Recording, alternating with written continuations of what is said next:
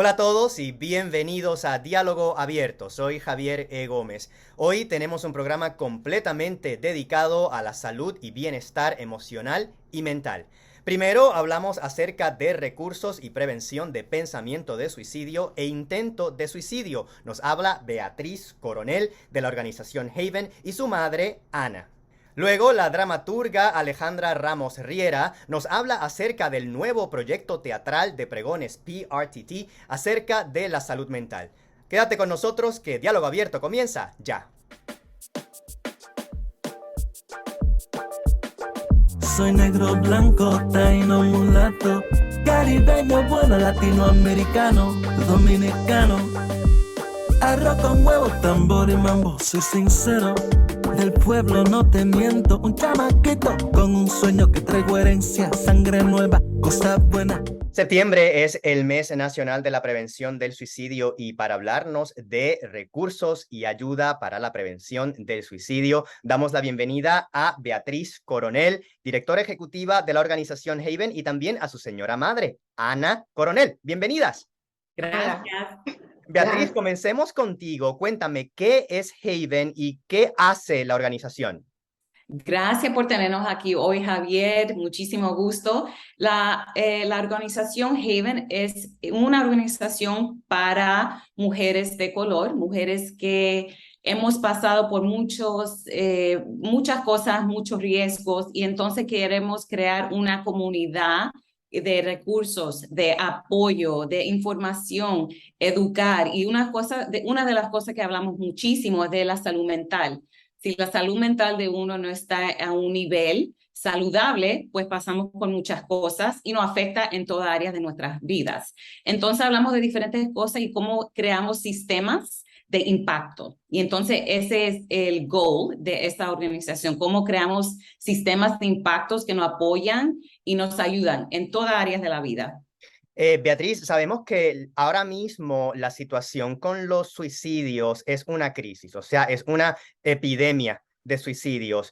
Afecta a todo el mundo, mujeres, hombres, niñas, adolescentes, jóvenes, varones, adolescentes. Sin embargo, hay algunos grupos que son más propensos a suicidarse o al menos a idearlo, a pensarlo que otros grupos. En el caso de la mujer, sobre todo la mujer latina y las adolescentes latinas, ¿cuáles son algunas de las causas que pueden conllevar a la ideación del suicidio o el intento? Bueno, hay muchísimas, ¿verdad? Pero si hablamos así de la sociedad, podemos hablar de la pobreza, racismo, estar aisladas, no tener conexiones culturalmente sensitivas. Entonces uno se siente como que no tiene a dónde ir cuando uno se siente sin apoyo. También podemos hablar de el sistema de salud aquí, ¿verdad? No hay muchos proveedores que hablan el idioma y que entienden la cultura y que entienden las diferentes cosas que nos afecta. Entonces hay diferentes razones, para cada persona va a ser diferente, pero entendemos que todo lo que está pasando en el mundo está creando un impacto negativo y no nos sentimos como que tenemos los recursos para sobrevivir y ayudar a nuestros familiares. Con la pandemia se vio que subieron los niveles porque estábamos aislados y no teníamos recursos ni conexiones. Este tema es un tema muy personal para ti y para tu familia. Nos acompaña Ana, tu señora madre, quien en un momento de su vida intentó incluso suicidarse tomando unas píldoras. Gracias a Dios, la descubrieron a tiempo, le pudieron limpiar el estómago y ella está aquí acompañándonos con nosotros. Hola, Ana. Hola Javier, gracias por tenerme aquí. Gracias por estar acá y compartir su historia con nosotros.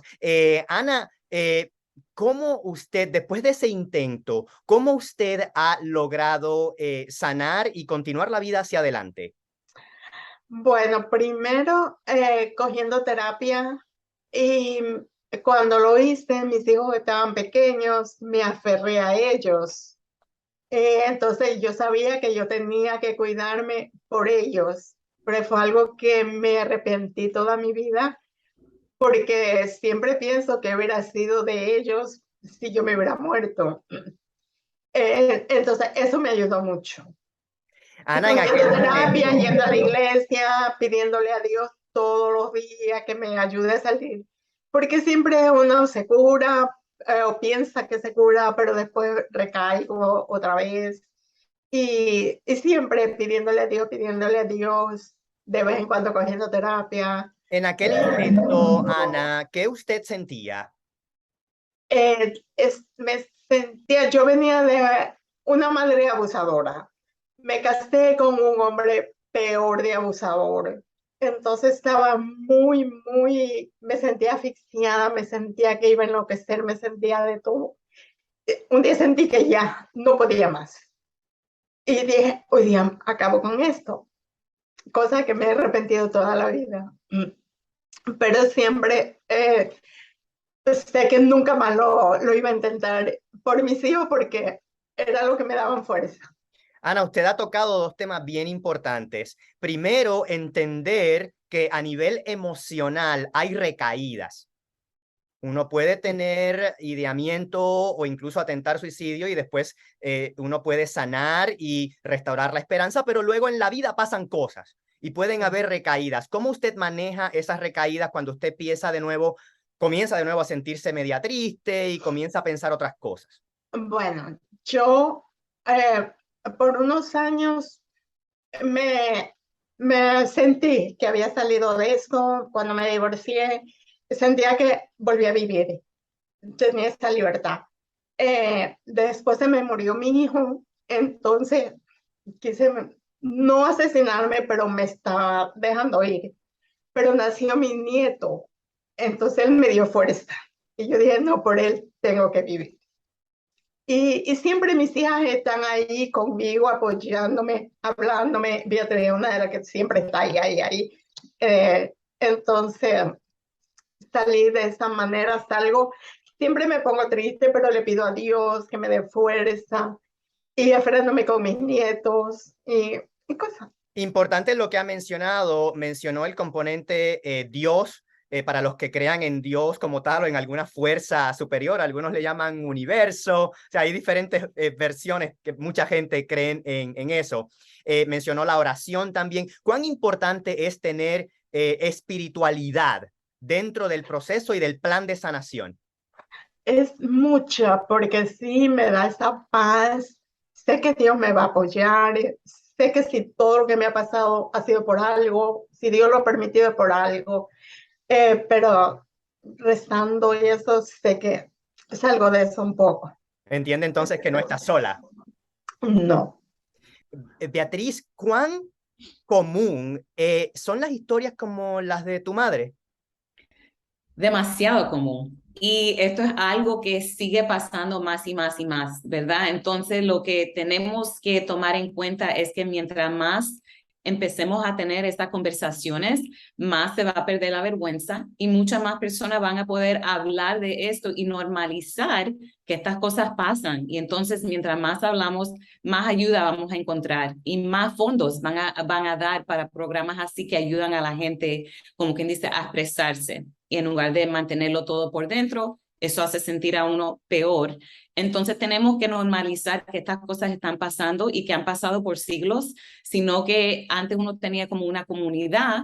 En este país todo es como independiente y todo el mundo por su lado. En nuestros países había esa comunidad que uno tenía y tenemos que regresar a eso.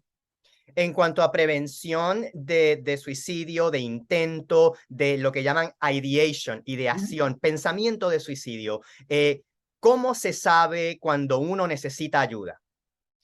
Bueno, hay síntomas que uno puede tomar, ¿verdad? Y puede observar. Por ejemplo, los síntomas son depresión, pero en las mujeres vemos que hay depresión, pero a veces en los hombres la depresión se formaliza en agresión. Entonces es diferente para cada uno, pero tenemos que ver si estoy perdiendo el apetito, no puedo dormir, tengo estos pensamientos, tengo tristeza más de 2 semanas. Uno sabe que, bueno, esto ya está yendo para largo y necesito buscar ayuda.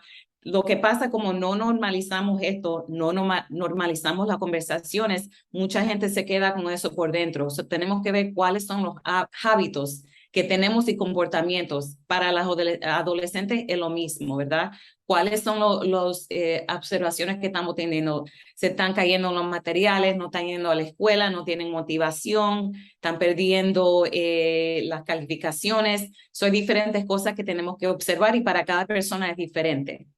¿cómo entonces iniciamos el proceso de buscar ayuda? O sea, un componente grave y serio relacionado al suicidio o al pensamiento de suicidio es el aislamiento. Ujú. Estamos aislados, entonces, ¿cómo empezamos? ¿Cuáles son esos primeros pasos? Para los adolescentes sería hablar con los consejeros de la escuela. Ellos muchas veces tienen recursos, pero para los adultos es un poco más difícil, ¿verdad? No hay tanta programación que uno pueda ir y buscar. Lo primero que yo diría es empezar con los doctores. Los doctores siempre tienen conexiones y pueden hacer evaluaciones también para ver en qué etapa está la persona y buscarle los recursos y referirlos a terapia, consejería. A veces también hay grupos de terapia, a veces no es solo individual, pero a veces terapia de grupos. Hay diferentes cosas que se puede hacer. Beatriz, ¿qué hacemos entonces si lo vemos en un ser querido o en alguien, en algún vecino o algo así? Es importante, ¿verdad? Porque como estamos diciendo, porque no hay tantos recursos, entonces como que tenemos que crear conocimiento para que nuestros vecinos entiendan cuáles son síntomas, para que la comunidad tenga, por ejemplo, conexiones a quién referir. Lo que tenemos que hacer es hablar francamente. Si no hablamos francamente, todos vamos a tener esta vergüenza. Entonces, empezar a hablar y normalizar es cómo podemos empezar. Pero hay diferentes cosas. Estamos hablando de terapia, ¿verdad? De tradicional. También tenemos que empezar a hablar más de cuáles son las terapias que no son tradicionales, ¿verdad? Por ejemplo, en nuestras comunidades, nuestras familiares, siempre habían cosas que se hacían, rituales, meditación, ejercicios, caminar, música, bailar. Cada persona se conecta diferente. Eso tenemos que ver cuáles son las cosas que nos conectan a la vida de nuevo. Beatriz, en el caso de tu madre, son personas mayores. Ujú. ¿Cómo impacta esta situación a las personas mayores que han visto un mundo cambiar completamente frente a ellos, que han visto una generación previa ya no existir, una generación nueva? O sea, ¿cómo ellos pueden desarrollar destrezas de manejo de un mundo que es cambiante y que se mueve muy acelerado? Bueno, una de las cosas que Haven quiere hacer y está haciendo programación de intergeneracional, como quien dice, cómo conectamos a nuestros elders, a los mayores, con los jóvenes para interactuar y aprender, ¿verdad? Las gente mayores pueden dar como quien dice su wisdom de cosas que han aprendido, cosas que le han ayudado a manejar momentos difíciles, y los jóvenes pueden aprender también de los adultos y de la gente mayores cuáles son las cosas que lo ayudaba en momentos de crisis. Entonces, pueden haber esa conexión que de una a otra generación podemos aprender muchas cosas. Yo personalmente crecí rodeado de gente mayor y la sabiduría que obtuve ha sido invaluable para yo desenvolverme en la vida y sobre todo para enfrentar situaciones difíciles para las cuales no hay manual, no existe un libro para cómo manejar y Exacto. sobrevivir la vida. En cuanto a Haven, ¿cómo puede el público mirar los servicios o recomendarlos a otros? Bueno, entonces nosotros tenemos un website, también se lo voy a mandar, havenmedia.org. También estamos en Instagram, Facebook y siempre estamos haciendo programación virtuales. Por ejemplo, cada 2 semanas tenemos a una terapista y es completamente gratis que ofrecemos como sesiones para procesar a la comunidad. La tenemos cada 2 semanas, estamos haciendo otras programaciones. Por favor, láncense al website de nosotros, havenmedia.org, a nuestro Instagram, TikTok, Twitter, estamos con todas las redes sociales. Ana, ya para usted entonces, ¿cómo usted visualiza el futuro? Sí lo visualizo mejor, ya le digo y le repito, porque tengo el apoyo de mis hijas. Entonces, para todo me aferro a ellas. Entonces, sé que no estoy sola. Y como le digo, yendo a la iglesia, o sea, mejor orando, rezando, pidiéndole a Dios, y una vida tranquila. Ana, tengo que aclarar que de este episodio que hablamos de intento de suicidio fue hace ya bastantes años. Sí, ¿Qué momentos lindos usted ha podido vivir entre esa fecha y el día de hoy? entre esa fecha, los más bonitos, cuando nacieron mis nietos, cuando nacieron mis dos bisnietas, son los más lindos. Es un great grandmother hoy día. Demuestra que realmente siempre hay algo por qué vivir, ¿no? Sí, Exacto. exacto. Le pido a Dios, déjame vivir hasta que mis nietos y mis bisnietas estén más grandes. Exacto. Enhorabuena, que así sea. Muchas gracias por esta información, gente. Recuerden buscar ayuda. Beatriz Coronel y su madre Ana Coronel. Muchas gracias, que pasen Gracias. bien. Al regresar, hablamos de un nuevo proyecto teatral que tiene que ver con la protección de la salud mental. Continuamos.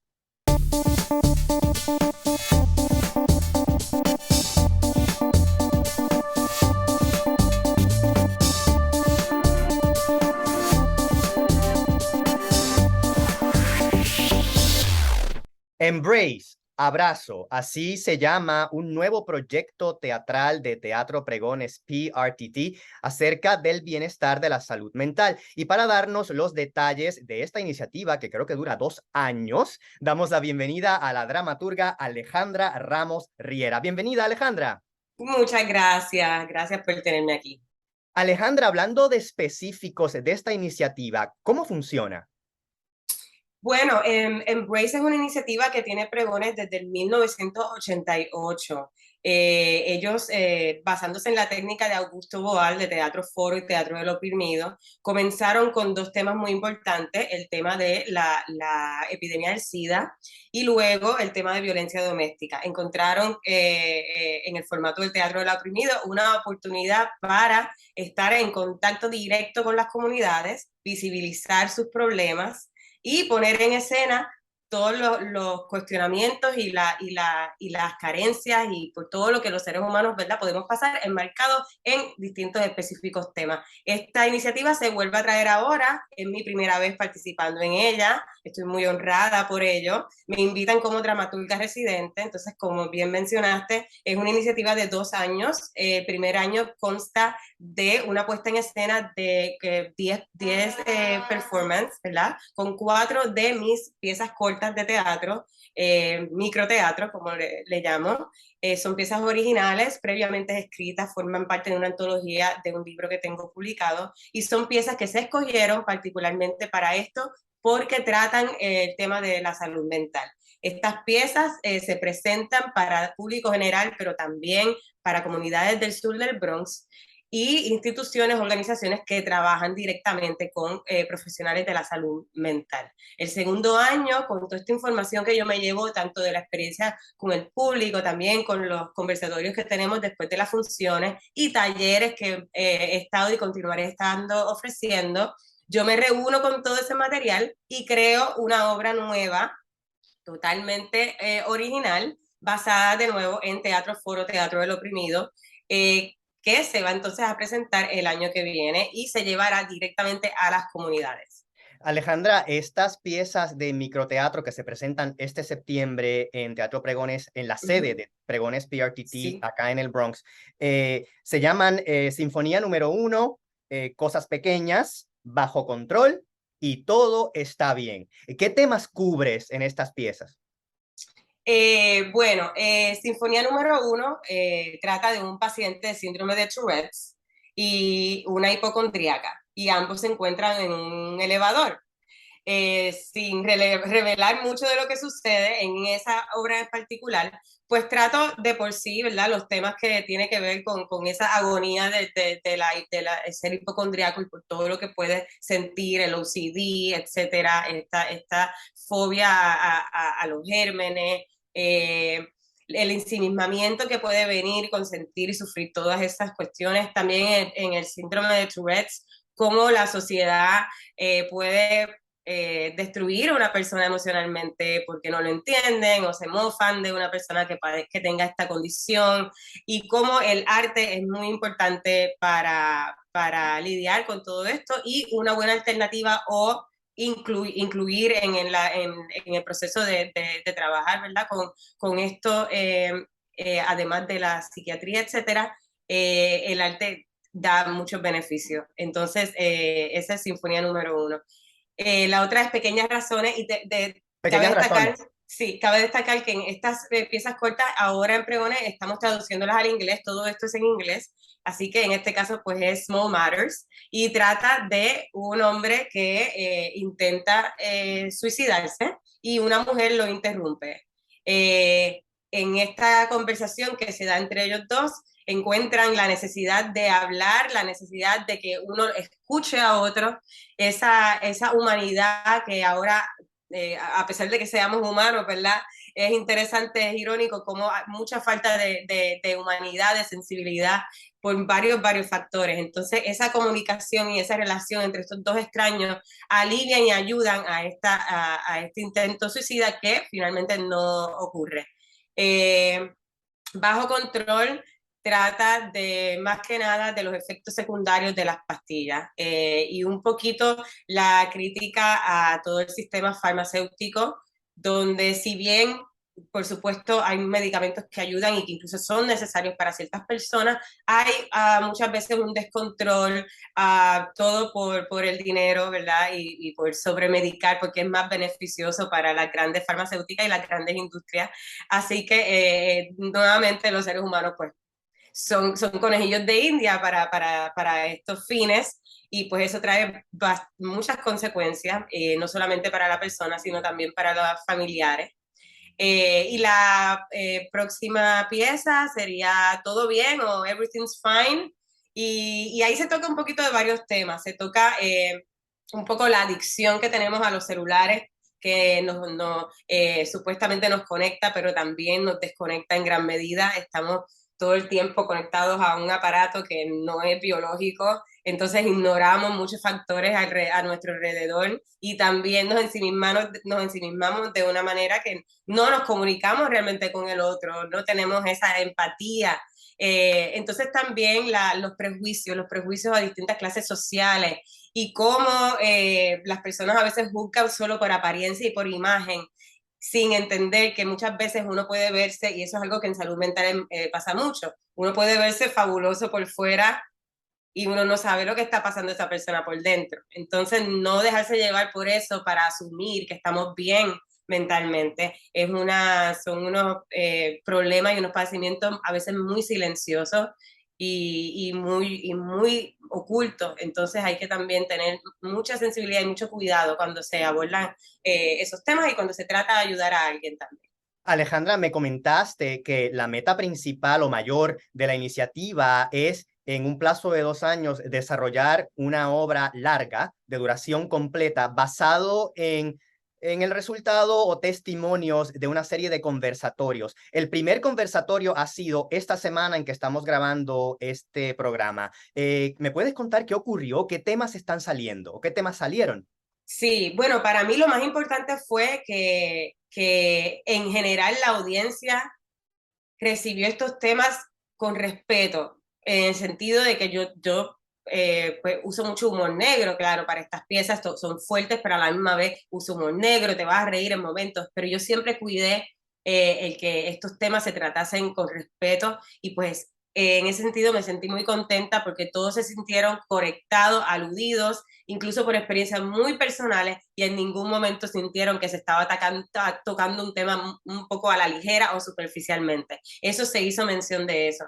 También muchos testimonios de personas que, por ejemplo, tienen familiares que padecen de X o Y condición y cómo al ver estas piezas revivieron un poquito cómo se sienten, entonces les tocaba muy de cerca y compartían también la función que cumple el arte. Uno de la audiencia mencionó que él es un padre muy abierto a ofrecer vías artísticas para su hijo, que en este caso es autista, y cómo él entiende que se siente mal quizás por otros niños, niñas que sean autistas también o que tengan otros padecimientos y que no tengan el soporte, el apoyo de los padres para ponerlos en actividades artísticas, porque él sí ha visto un resultado muy grande en su hijo. Específicamente uno de los personajes se conectó con él, que es el paciente de síndrome de Tourette, porque también es un clown. Entonces,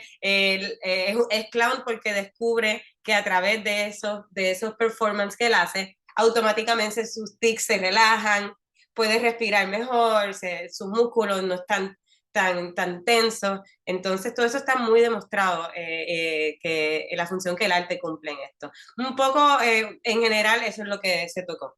En cuanto a tus observaciones personales, digamos, de los últimos 2 años, desde que comenzó la pandemia, ¿cuáles son tus observaciones más significativas en cuanto a la salud mental y lo que está ocurriendo, más el rol del teatro en poder hablar estos temas? Sí, bueno, yo diría que sentirse esa sensación de soledad extrema y de depresión, falta de ánimo, fatiga emocional, y a pesar de que todos pasamos por la pandemia, que hasta cierto punto eso sí nos unió a todos, pero también nos aisló porque pues teníamos que estar aislados, no podíamos estar con personas, sobre todo en los momentos de crisis. Entonces eso trajo muchos resultados devastadores, también el aislamiento, no poder socializar, todo era online, no es lo mismo, la concentración para, por ejemplo, los estudiantes tener que tomar clases online, es mucho para pedirle al cuerpo, al cerebro en poco tiempo, porque nuestra vida cambió de un día para otro, como quien dice. Yo pienso que el teatro, como el arte, ¿verdad? Es una vía de comunicación. Entonces, precisamente con el teatro uno puede expresar, proyectar, uno puede desahogarse y utilizar personajes o colores o música, otros recursos que no meramente sea uno hablar normal como si fuese un diario, sino utilizar la creatividad y expresarla de distintas maneras. Creo que es muy poderoso y he visto los resultados. He visto tanto como en talleres como hablando con personas, etc. Imagino que como dramaturga residente de este proyecto por 2 años, vas a estar bastante atareada, pero ¿hay algo más que estás trabajando en tu poco tiempo libre?